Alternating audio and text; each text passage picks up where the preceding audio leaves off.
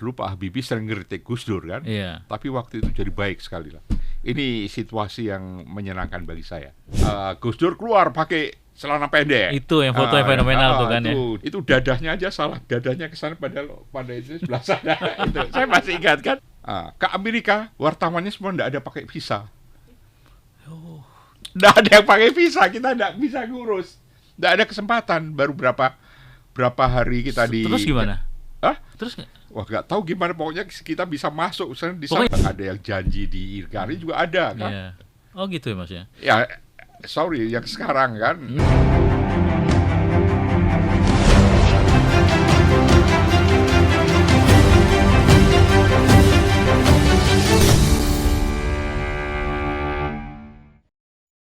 Baik, kita sekarang ada di sesi berikutnya, masih di Bicara-Bicara, semua bisa bicara, bersama wartawan senior, Mas Joseph Osdar. Kita bicara dari pergantian Pak Harto sampai dengan setelahnya. Ternyata ada banyak cerita yang nggak pernah dituangkan ya, ditulis ya. Ini kayak untold story yang akhirnya dibuka di Bicara-Bicara. Mas Osdar, kita mau tahu tuh Mas, selepas Pak Harto mundur waktu itu ya, itu kan akhirnya diganti Pak Habibie ya kan.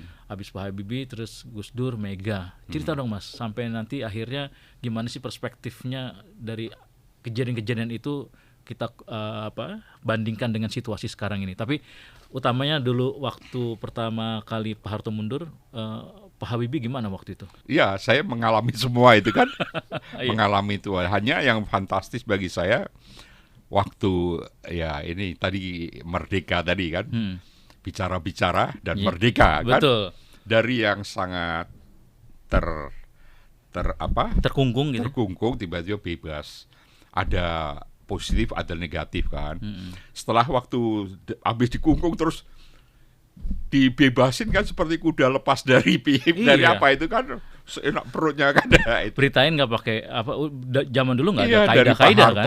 Dari zaman Pak Harto yang rapi pakai itu. Tiba-tiba zamannya Gus Dur kan? Habibie dulu masih agak polite ya. Istilah lagi itu pun juga sudah mulai Pak Habibie juga membebaskan banyak, menghilangkan siup segala itu kan. Betul. Tapi masih belum betul itu. Waktu itu memang banyak cerita. Cerita waktu mundur, waktu Pak Prabowo datang ke istana waktu itu, katanya mau merebut kup ya. Tapi bagi saya itu juga meragukan kalau itu kup, karena Pak Prabowo sendiri waktu itu kan juga mengatakan dia mau, karena dia kan waktu itu Panglima Kostrad ya. Beliau sudah mengatakan bahwa beliau akan melindungi presiden dan keluarga presiden. Tapi beliau juga memang bertemu dengan Pak Habibie. Pak Habibie bilang dia tidak bermaksud untuk merebut kekuasaan. Dia mau melindungi kan. Dia mengatakan bahwa dia konstitusi ya. Beliau maksudnya dia mau datang tuh bukan untuk merebut, tapi untuk mau melindungi lah. Melindungi. Tapi itu dianggap oleh analis bahwa dia mau merebut. Tapi menurut saya itu masih debatable lah. Bagi saya debatable. Tapi toh dianggap waktu dia mau masuk kan juga menyerahkan senjata dengan baik-baik kepada pengawal kan. Pas Pampres sana waktu itu. Pas Pampres. Kemudian tapi waktu itu kan dari yang sangat teratur tidak beratur kan, perpindahan itu kan transisi selalu menimbulkan hal-hal yang tidak terduga dan masih harus bagaimana kan. Tapi 3 presiden ini walaupun sebentar, tapi seperti Pak Habibie bilang, tugas saya adalah supaya kapal kita itu tidak tenggelam. Itu berkali-kali dikatakan bahwa tugas saya harus mengadakan pemilu lagi, terus membuat undang-undang yang memperbaiki situasi, antara lain menghilangkan SIUP, surat izin usaha pers itu kan. Jadi itu memang turbulence ya.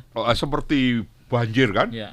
Tiba-tiba banyak penerbitan, banyak koran. Media banyak banget media. Bukan hanya media banyak.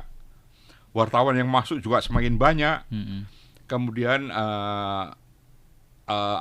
partai yang tadinya 3 partai berapa? 47 partai kan? Betul. Itu sebenarnya kan 47 partai. Undang-undang politik dia bukan rubah, tapi dia perbaharui. Lewat DPR juga kan. Kerja keras juga waktu itu dia, kalau perlu dia mungkin saya rasa dia belum tidur kan. Nah, apalagi dolar waktu itu ya sampai 17.000 kan. Ya. Tapi waktu itu ya paling enggak walaupun tidak turun tapi stabil kan. Stabil itu kan kalau naik turun kan itu bahaya juga kan.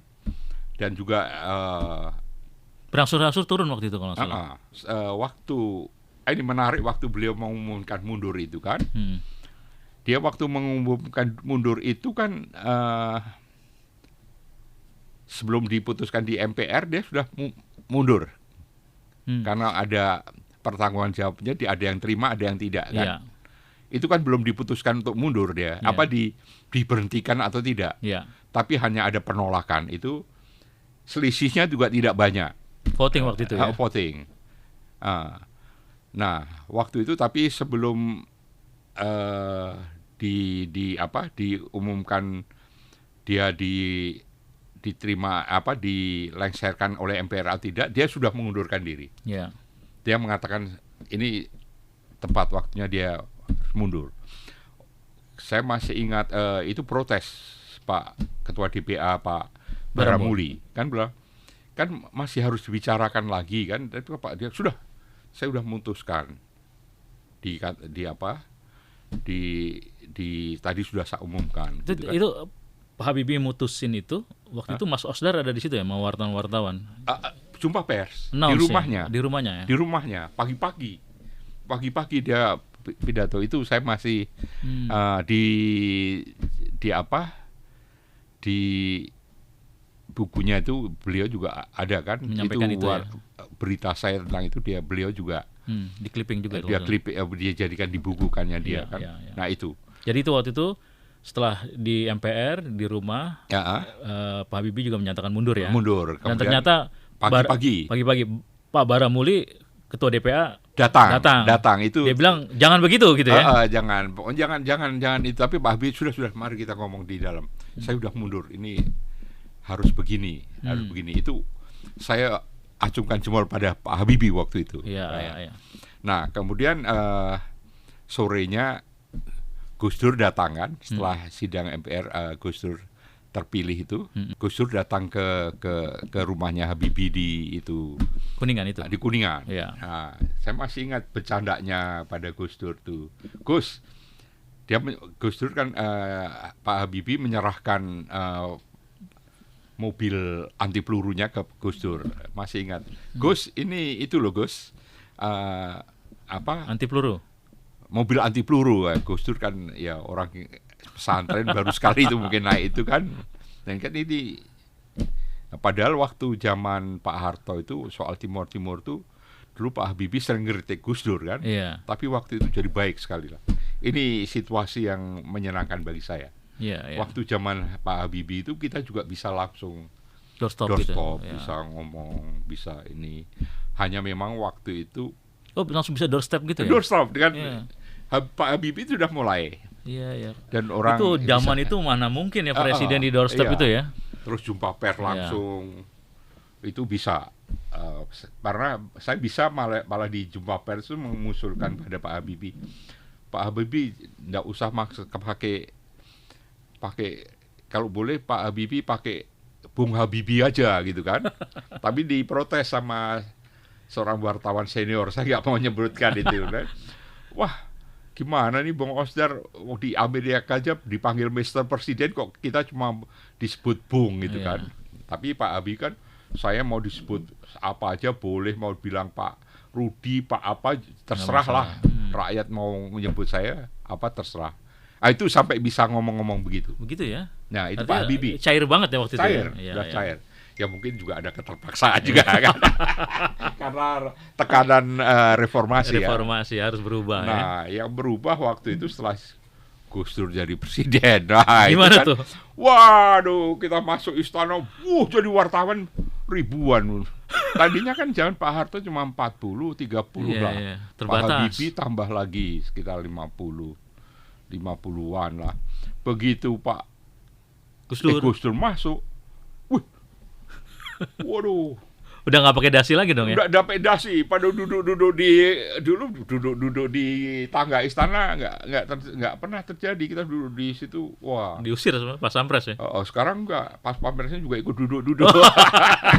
Waktu zaman Gus Dur ya. Perjalanan juga pas pampres nggak galak. Iya. Udah ikut duduk lesehan itu. Itu Gus Dur. Kita ini secara positif kita senang kan? Iya. Datang jam berapa aja bisa langsung nyodorin tape ini ke depannya Gus Dur kan bisa. Iya. Terus melihat kiai datang cuma pakai sandal, terus ada bajai itu dek masuk ke istana. Bajai masuk istana waktu itu ya? Iya, bukan dari samping, dari depan tuh. Berarti dari arah Monas ya? Iya itu. Dek masuk Pak Kiai yang datang Pak Ketua MU dulu, Suhal Mahfud ya. Iya. Suhal Mahfud masuk. Itu dari itu. Iya. Dari tingkat yang sangat ya katakanlah kayangan sekali tiba-tiba sampai ke kelurahan desa mana hampir sama. Situasinya masuk kan? Istana itu ya? Istana itu zaman Gus Dur kan. Makan kacang Dibuang di mana-mana. Apalagi pas sahur tuh kan, Iya. sahur masih pada duduk gitu kan. Berarti Itu zaman Gus Dur. goleran gitu ya? Iya. Sambil ngerokok-ngerokok di luar gitu ya? Aduh. Ngerokok itu kan. Bawa asbak kadang-kadang cuma pakai kertas gitu kan. Kertas dibuat abunya itu Iya. gitu kan. Cuma gitu. Itu sempat Memang- liput tuh ya di situ waktu Ya? itu. Sempat liput tuh di situ ya, Mas. Oh iya, dulu kita zaman Gus Dur, waduh merdeka betul merdeka. Bukan istananya namanya merdeka, tapi lebih dari merdeka apa namanya itu. Kan Yeah. kita dulu kan udah selesai acara. Saya keluar di macet-macet. Sebelah saya ada mobil, kok saya curiga ini siapa di tengah kemacetan itu. Ternyata Gus Dur baru mau ngunjungi bekas gurunya atau ke siapa itu presiden ini nggak pakai ngoeng-ngoeng, nggak pakai itu. Untung saya lihat di lampu merah di depan Istana Merdeka itu Iya. kan, saya lihat kok saya kenal itu. Terus tiba-tiba lihat, oh itu pengawalnya Merdeka, itu pasti Gus Dur. Kita ikutin. Oh, Gitu, itu zaman itu. Zaman Betul-betul itu ya. merdeka, hanya bukan merdeka itu. jadi merdeka bicara juga tuh ya? Merdeka bicara, merdeka segala-galanya itu. Iya, Pada iya. duduk di depan istana gitu kan. Pas tidak lama kan Gus Dur itu waktu itu Sama waktu itu dia juga kan turun juga ya Gus Dur jadi impeachment. presiden, wakilnya Megawati. Iya. Ada demo. Iya. Setelah pelantikan, terus acara di istana ada demo. Kan Depen sama Oh iya, Depen Depsos dibubarkan. dibubarkan. Demo di depan. Gus Dur sama juga datang menemuin, salaman, ngobrol-ngobrol itu. Nah itu bagus, walaupun demo tapi mau nemuin lah. Ya. Presiden sendiri sama wakil presiden turun terus ngobrol-ngobrol sama itu. Datang sampai di Garis depannya ya? di depan itu karyawan-karyawan itu memang banyak kan dibubar. Soalnya kan mereka- dilikuidasi karyawan mau kemana itu iya kan? itu kan, Iya. itu memang. Karyawan Depen itu waktu itu ya? Nah, Oke. nah, Itu Gus Dur kan ya? Gus Dur. Nah, Habis itu Megawati. Gus Dur mundur itu. Nah, Gus Dur mundur ada cerita tuh. Nah, Gus Dur mundur, saya kan di situ juga. Saya tiap hari di situ. Itu waktu yang paling fenomenal waktu itu kan. Pagi-pagi dia mengumumkan dekret Oh iya. jam 1 pagi. Bubarkan DPR ya? Enggak, itu ya. Iya kan? Satu, bekukan DPR Bekukan, MPR iya. dan bekukan Golkar. Sambil menunggu keputusan Mahkamah Agung. Iya. Itu. Golkar pun juga dibekukan. Oh iya. Itu jam 1 pagi kan, Senin. Tanggal berapa itu? 23. 23 itu pagi dia mengumumkan dekret. Agak siang pagi kemudian jam 11 MPR memecat beliau. Iya, betul. Memecat beliau. Ah. Nah, beliau tetap bertahan di istana. Sorenya kita duduk di sana. Gus Dur keluar pakai celana pendek. Itu yang foto yang fenomenal tuh kan ya. Itu digandeng sama Yeni. Digandeng Yeni, itu dia dada-dada. Sebenarnya ada 2 kali keluar dari istana itu mau dada-dada karena ada pendukung-pendukungnya itu. Pendukungnya pada nyanyi-nyanyi di depan itu sore-sore itu. Beliau mau menemui itu dadahnya aja salah, dadahnya ke sana pada itu sebelah sana. Itu saya masih ingat kan. Nah, saya datang yang kedua karena dikasih tahu, oh itu Gus Dur mau ke depan. Tapi ini yang kedua kali katanya. Yang tadi pertama pakai pakaian biasa. Tapi wartawan nggak ada. Nah, terus gitu. Terus diulang lagi, tapi udah keburu pakai celana pendek.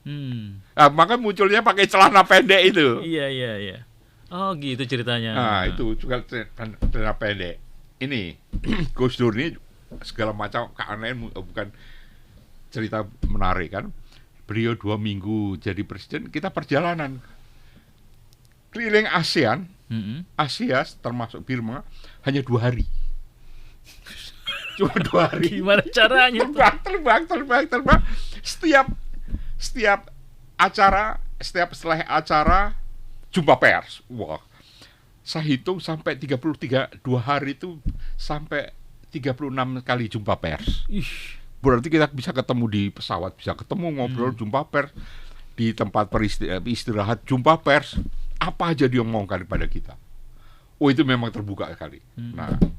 Nah, kemudian perjalanan itu lebih menarik lagi. Kita habis keliling Asia ke Amerika, mendadak pakai pesawat, biasanya pakai pesawat ke presiden, ini pakai pesawat komersial biasa itu, pakai Garuda, bukan dari Halim, dari Cengkareng sana. Ke Amerika, wartawannya semua tidak ada pakai visa. Tidak ada yang pakai visa, kita tidak bisa ngurus. Tidak ada kesempatan, baru berapa hari kita Terus gimana? Terus wah, nggak tahu gimana, pokoknya kita bisa masuk di sana. Pokoknya ikut aja gitu ya? Ikut aja. Amerika loh, ini tanpa visa. Terus ketemu Clinton. Masa ketemu Clinton itu kan? Saya ikut sampai di dalam itu, di Oval dalam Room. Oval Room itu. Oh ya, di Oval Room itu. Di Oval Room itu. Itu Gus Dur, ini Gus Dur hebat. Waktu sebelum masuk itu, kita kan ketemu-temu sama wartawan Amerika di ruang persnya itu. Pada tanya, ini kenapa siapa sih ini presiden ini? Kenapa kemarin presiden Prancis itu juru bicaranya presiden Joe Lockhart, kalau seingat saya Joe Lockhart itu mengumumkan ini yang datang itu nanti dari presiden Indonesia dekat Timur ini, itu dia umumkan itu. Tapi ada protes, ini kenapa sekarang kok bisa terlambat, datangnya terlambat ke Gedung Putih. Kemarin siapa ada yang datang presiden terlambat waktunya aja ditolak, diundur sampai besok. Ini Gus Dur terlambat masih diterima, ditungguin. Nah, waktu pertemuan di jumpa pers di Oval Room itu, Gus Dur mulai menjadi perhatian sendiri ini. Dia bercerita tentang ada wartawan yang tanya. Itu pakai bahasa Inggris ya, Gus Dur? Gus Dur pakai bahasa Inggris, pakai bahasa Perancis, pakai bahasa itu jago dia. So, dia dengar, ini pasti asalnya dari Perancis ya, itu dia bisa begitu. Dia pakai bahasa Perancis. Tapi yang saya ingat waktu ditanya wartawan Reuters Amerika ya, bilang gimana mengelola pluralisme di Indonesia. Ya ini kan di Indonesia itu seperti pertandingan sepak bola itu harus sportif kan, harus ada aturannya ya. Situasi pluralisme itu seperti kalau kita lihat sepak bola aja, bertanding tapi kan sportif gitu kan. Nah itu terus dia cerita tentang bagaimana relasi dengan Israel yang sensitif itu. Waktu mundur juga masih ketawa-ketawa loh dia.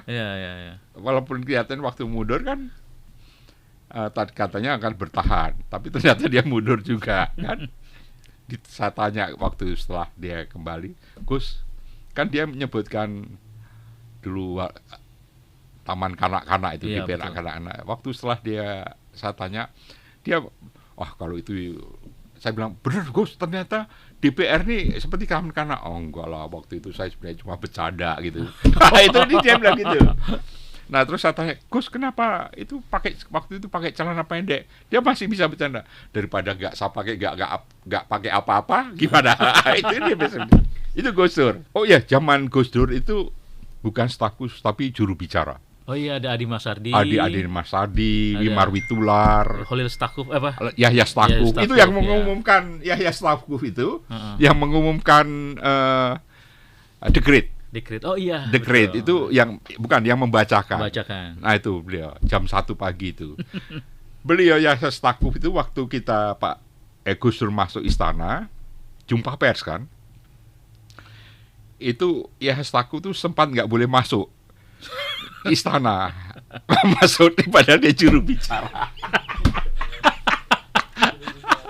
Juru bicara nggak bisa masuk ya. Suatu hari saya tanya kepada beliau ya, staf juru bicara, waktu itu kok datanya terlambat. Iya, saya kan di Jakarta kan masih kos, saya harus ngepel di rumah. itu sekarang jadi ketua PBNU. Itu zaman itu. Luar biasa ya. Dan di situ ada sekpres kan. Oh, Daniel Sparingga juga kalau salah ya. Daniel Sparingga. Ada sekpres sendiri, Ratih Harjono. Oh iya. Kemudian yang menjadi kepala protokol Wahyu Muryadi. Oh iya betul. Ingat Wahyu Muryadi. Iya. Nah waktu mau ke Amerika itu, wartawan istana itu biasa pakai dasi, ada wartawan yang ikut pakai rangsel itu, pakai sandal, sepatu sandal. Itu Wahyu. Waduh, dikerjain sama teman-teman ini sampai nih yang ikut. Tapi sampai di dalam dipanggil Gus Dur. Pulangnya diangkat jadi kepala protokol. Itu ya. Itu luar biasa. Ada lagi perjalanan kemana, menterinya baru perjalanan kemana, dipecat sama Gus Dur, sampai diumumkan bahwa dia udah jadi menteri lagi balik. Itu antara lain Hamzahas. Iya. Itu zaman itu. Gus Dur, terus habis itu Megawati. Megawati mulai tertata gitu ya. Tertata, perempuan kan dikembalikan ke marwahnya zaman Harto, terus kan itu yang di istana yang tadinya dikasih ukir-ukir dikembaliin, ditetelin, terus burung-burung yang ditambah burung-burung, foto-foto, lukisan-lukisan ya. Lukisan-lukisan zaman Bung Karno itu dipasang lagi. Ya. Itu katanya penjaga istana yang bagian lukisan itu bilang itu kalau lukisan-lukisan itu dijual itu bisa membiayai APBN kita katanya. Itulah itu zaman Mega ya. Habis itu Mega SBY. SBY ini lebih teratur ya. SBY lebih teratur. Banyak perubahan sistem di istana, ada staf khusus. Ya. Beliau yang menjabatkan, terus One Team Press. Staf khusus ada berapa itu? Ada Daniel Sparingga. Lumayan SBY 2 periode kan ya? 2 periode. 2 periode. Itu juga saya ikut tuh SBY waktu kunjungan ke Eropa ya. Gitu. Ya gitaran di pesawat. Ya kan? Itu selalu kan waktu ke Jepang juga itu kan dia nyanyi. Bulan itu. Tapi beliau tetap buka antara keteraturan dan kebebasan kelihatannya diukur baik-baik. Biasanya habis jumpa pers di lokasi di pesawat dibilang itu tadi wartawan ini pertanyaannya profesional sekali ya, begitu ya. Dia begitu ya, muji-muji gitu. Terus ada kerbau itu ya. Oh, iya. Shibuya itu. Shibuya itu kan. Iya. Nah, itu saya pas ikut. Itu masih di istana, Mas? Masih ya. Saya rajin ketemu. Banget tuh ya. Saya kalau dengan SBY hampir periodik ketemu langsung gitu. Ya, gitu Mas. Diajak bicara sendiri. Kalau sekarang ini kan Pak Jokowi kalau misalnya mau bicara sama wartawan Pemret gitu ya, ada undangan makan siang begitu. Kalau dulu pas SBY gimana Mas? Langsung aja ketemu gitu ya? Bisa dulu gitu saya hampir periodik saya pribadi juga periodik dengan Pak SBY itu. Oh, bisa diskusi gitu ya? Bisa diskusi. Beda nih kalau wartawan senior yang bisa langsung begitu kan? mungkin nggak tahu, tapi pokoknya waktu itu bisa. Saya masih ingat waktu diajak perjalanan dengan Bu Ani SBY. Bu Ani itu pas naik kereta api kan ke Cirebon tuh pas itu kan habis kejadian apa namanya Shibuya itu kan, waktu ada di sawah itu di Cirebon itu ada kelihatan kerbau itu Bu Ani menangis karena itu. Oh gitu. Habis Pak Presiden suaminya diledek pakai kuda itu. Luar biasa itu pada saat itu. Tapi, ya. Hebatnya di situ ya. Tapi tetapnya itu stay, Pak SBY waktu itu stay terus ya. Stay, tapi yang tetap menjaga. Narik kerbau itu kan nggak ditangkap. Nggak diapa-apain makanya. Tapi SBY itu satu-satunya presiden yang bisa wawancara by phone dengan El Sinta loh, Mas. Oh ya? Iya. Oh ya. Jadi waktu kalau nggak salah di mana gitu kejadian gitu. apa, beliau kita telepon on air, kaget juga nih, baru pertama kali nih presiden diwawancara by phone gitu oleh radio gitu. Dan waktu itu El Sinta wawancarin beliau. Jadi kayaknya memang ada sesuatu ya, memang beda-beda setiap presiden tuh ya kan. Iya, ada positif negatifnya ada negatif, kan. Ya. Jokowi sekarang gimana kalau Jokowi? Jokowi pertama juga buka kan. Saya pengalaman sempat juga Mas. Sempat intens dengan Pak Jokowi juga. Ya, saya pernah ikut pertemuan di rumah beliau waktu di pemilihan setelah beliau terpilih itu. Kan kita bertemu kan, beliau ini cerita, mungkin sudah saya tulis juga. Waktu itu beliau ya ada keyakinan ini gimana kan di DPR kan waktu itu MPR ya atau DPR itu waktu itu kan partai pendukungnya beliau tidak mendapat posisi di DPR kan? Iya. Karena waktu itu gimana Mas Osdar zaman kemarin itu. Oh gitu, sempat ditanyain komparasi gitu ya. Kalau saya bilang ini Pak Habibie pas dia dipilih 60% lebih, masa nggak akan dilantik. Habibie aja ya nggak dipilih oleh DPR, MPR, tidak dipilih secara langsung aja, dilantik. Bisa jadi presiden. Dilantiknya aja bukan di MPR tapi di istana kan, itu juga persoalan toh tetap bisa jadi presiden. Tapi beliau kan masih ingat beliau malah ini lain Mas Osdar. Terus ya udah saya diem kan. Kedua lagi tanya lagi gimana Pak Mas Osdar, coba saya bilang ini sambil bercanda saya, kalau setahu saya kalau ada masalah ini presiden dulu seperti SBY gitu kan. Untuk sering kadang setahu saya ya untuk melihat situasi Indonesia itu kadang-kadang naik ke Gunung Lawu gitu kan. Gunung Lawu kan. Beliau oh ya, saya tahu maksudnya. Ya udah betul lah gitu. Selesai kan. Menurut saya selesai kan. Itu dipanggil lagi. Waktu terus zaman Masela. Minyak itu saya juga ke istana kan. Istana. Beliau mengatakan Masela ini perdebatannya sudah rumit kan, mau di darat atau mau di laut itu kan? Di laut ada di darat gitu kan. Nah, ya beliau mengatakan kalau di darat itu pengalaman beliau di Lok Semawe dulu. Di Lok Semawe itu dulu dia lihat kalau beliau masuk di perminyakan itu masyarakat itu cuma melihat dari jauh dan itu minyak itu pabrik minyak itu inklaf gitu kan. Saya pikir nanti akan di laut karena di Lok Semawe inklaf kan. Karena waktu itu kan sebelumnya ada berita di Kompas Jokowi .2 setuju offshore kan, maksudnya di laut. Tapi menurut JK wakilnya. Tapi ternyata setelah ketemu saya dia lebih memilih onshore. Gitu, onshore itu. Iya. Itu ya, apa artinya seorang presiden masih bisa dengar opini atau pertimbangan dari orang-orang lain, termasuk wartawan gitu ya Mas? Iya. Ya, tapi saya nggak menduga bahwa itu akan onshore kan. Jangan-jangan ada footnote-nya tuh. By Osdar katanya. Tapi saya nggak mengusulkan, beliau hanya mengatakan belah inklaf itu. Terus kan bagus itu kan. Gitu. Onshore. Ya. Mas, jadi kira-kira dari Pak Harto sampai Jokowi sebagai seorang wartawan senior nih Mas, ngelihatnya apa sih sebagai closing kita nih Mas? Apa yang bisa kita ambil orang luar, masyarakat, ordinary, apalagi kita juga wartawan, jurnalis, melihat itu semua? Lihat presiden semua ini kita nggak bisa hitam putih lah, ada baik, ada juga kurangan kan. Dan sebagai seorang jurnalis ngelihat itu ya memang faktanya gitu di lapangan gitu. ya. Ada yang bagus, ada yang benar. Seperti Gus Dur kan. Dulu kan waktu hampir benar janjinya begini molornya itu seenak aja kan. Juga kan. Iya. Juga ada yang janji di Irkari juga ada kan. Iya. Oh gitu ya Mas ya. Ya sorry yang sekarang kan. Kan dulu SMK kan mobil SMK itu sampai sekarang kita mau kemana? Ini terakhir Mas, menikmati nggak sih Mas sebagai seorang wartawan gitu ya, A to Z, tahu daleman, tahu luar, gimana? Kira-kira menikmati nggak Mas? Ada apa kira-kira? Menikmati yang pahit dan manis.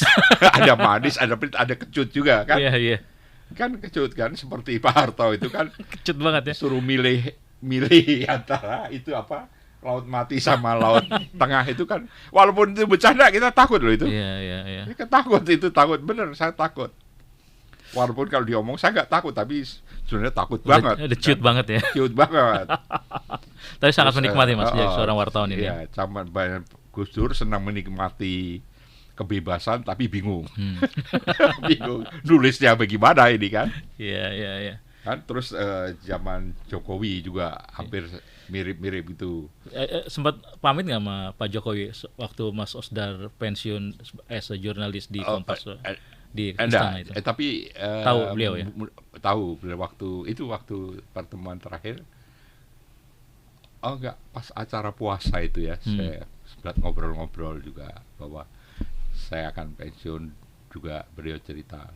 Tapi mungkin beliau udah lupa itu. Ya, enggak, habis nonton ini nanti dipanggil lagi loh Mas. Oke Mas Osdar, terima kasih sekali waktunya dengan El Sinta dalam bicara-bicara siapapun bisa bicara. Kita ketemu lain waktu Mas. Jangan bosan, nanti kita undang lagi nih. Kayaknya banyak fakta, cerita-cerita yang harus diungkap lagi tuh ya di setiap perjalanan presiden ini kayaknya ya. Iya, terima kasih banyak Mas. Kita nanti bicara-bicara lagi. Thank you Mas Osdar. Ya, terima kasih semuanya yang sudah nonton Bicara-Bicara sesi 1 kemerdekaan tahun 1998 bersama wartawan senior Kompas Yosef Osdar. Terima kasih, kita jumpa lain waktu.